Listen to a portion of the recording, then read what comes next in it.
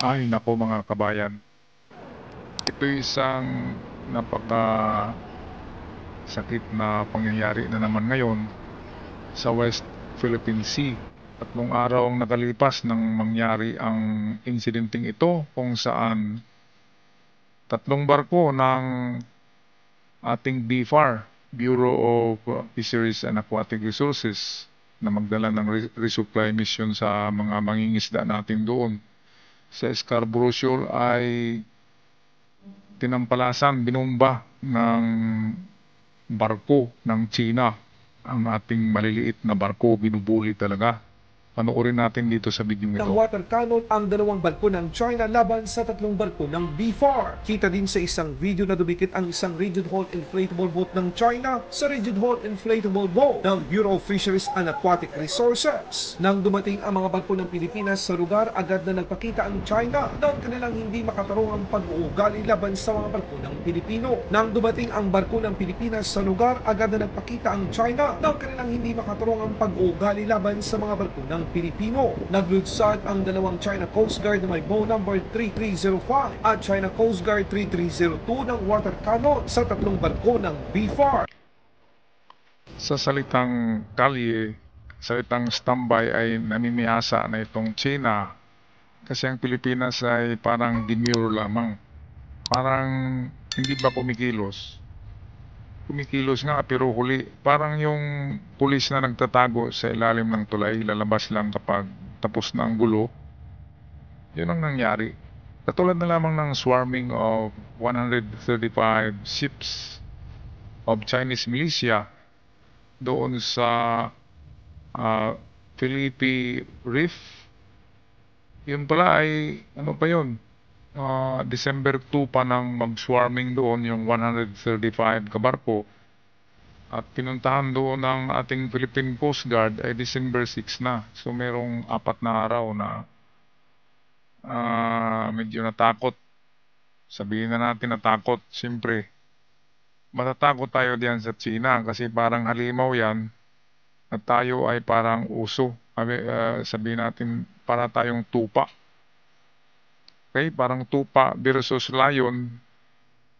Kaya hindi na lang tayo iimik. So, wais-waisan lang. Pag wala ng gulo, tsaka lalabas ang ating Philippine Coast Guard at Philippine Navy para pupunta doon. Okay, ito nga yung sinabi nitong ating kagalang-galang dito na senador. Pakinggan natin. Yung ginagawa ninyo para mapigil natin ito. So I beg to disagree doon sa sinasabi niyo po. Kasi kaya nga po tinatanong ko, no, kailan niyo na-monitor? November 5 and 6. Tapos bumaba siya, 60, naging 60, naging 25. December 2 lang kayo po nag-react, Yes, ma'am. Mr. Chair. Miss, Ayun, huling-huli na natutulog sa pansitan ng ating Philippine Coast Guard at Philippine Navy. Pupunta lang doon sa lugar ng insidente 4 days ago na ang nakalipas. Mga delaying tactics ng Pinoy. Siyempre, sino pa namang magpakamatay doon sa lugar na yon. Alam naman natin na napakalaking sleeping giant ang China. Ngayon, meron sana tayong kaalalay na Amerika. Ang sabi ng Amerika ni Biden na don't make a mistake. The Philippines is ironclad. Okay, naka-ironclad tayo. Ibig sabihin parang Iron Dome, parang naprotektahan tayo ng pakal. Kaya hindi tayo basta-bastang pasukin. Pero ganun pa rin ang itong kahiyang sabihin na takot pa rin tayo. Ang ating mga opisyal, maliban na lang kay BBM, matapang na presidente yan. Pero yung mga nagtutupad ng mga tungkulin ay takot yata doon na doon na mismo magpapatrolya sa disputed island na yan. Mayroong itinayo doon na Philippine Coast Guard na post, parang headquarters ng Philippine Coast Guard sa mga isla na yan, bago pa lamang. Okay, kaya we are looking forward for our heroes, mga tauhan ng Coast Guard at Navy, ating mga heroes yan. Kung meron nangyaring napakalaking gulo dyan, sila ang nauuna sa dagat na yan na magtatanggol sa ating perlas ng silanganan, ang ating inang bansang Pilipinas. Ang ano ko dito, reaksyon ay hindi talaga atras yung China kasi tigre nga yan, lion, tiger, dragon versus rabbit. Tayo'y rabbit lang sa kanilang paningin, lalapain lang yan, kakainin lang yan ng mga lions, ng tiger, ng dragon. Kaya hindi titigil ang China. Yan ang style nila, lalo na yung swarming, yung pagdami ng mga militia ships ng Chinese. Yun ay isang tactics nila na ipapakita na sa kanila talaga ang lugar na yan, ang West Philippine Sea. Kaya tinatakot tayo, hindi lang binubuli, tinatakot pa. Ngunit doon sa Japan ay nako, kung nakita niyo yung news sa Japan, ay binangga talaga ng Japanese Coast Guard ang mga militia ships ng Chinese at pinaalis doon sa Senkaku Island.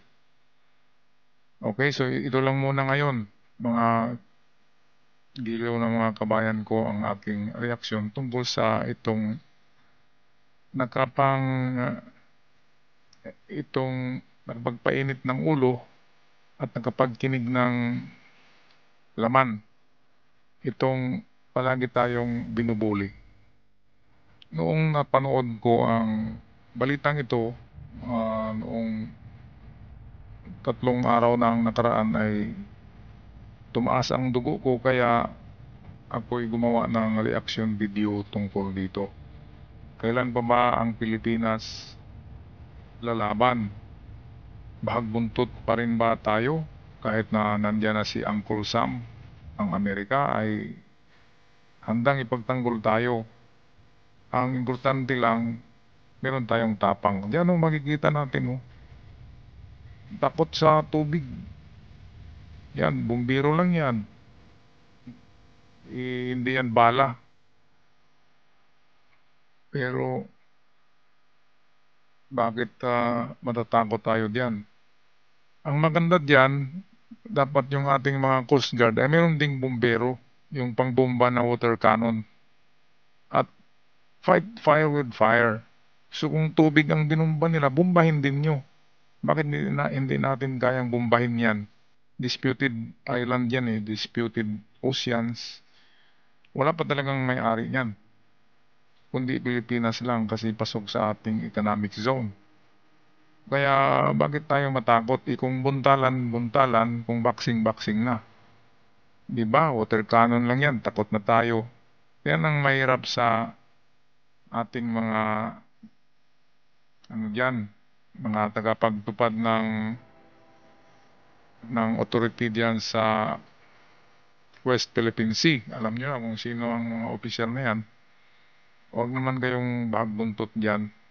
Pakita nyo na matapang kayo para matakot yung mga insik na yan at pupulutin yan sa kangkungan at sila ay gagawa muli ng mga noodles at ibinta sa atin para tayo mabusog. Hindi yung magpapasindak. Kaya lumaki ang mga ulo ng mga insik na yan.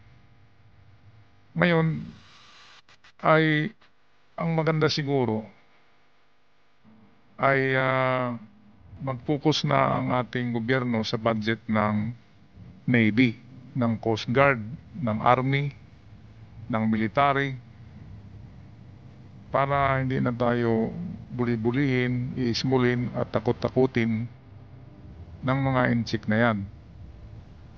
Okay, so ito lang ang aking reaksyon sa araw na ito mga kabayan. Paalam na, God bless you all. At chill lang kayo diyan. Paalam.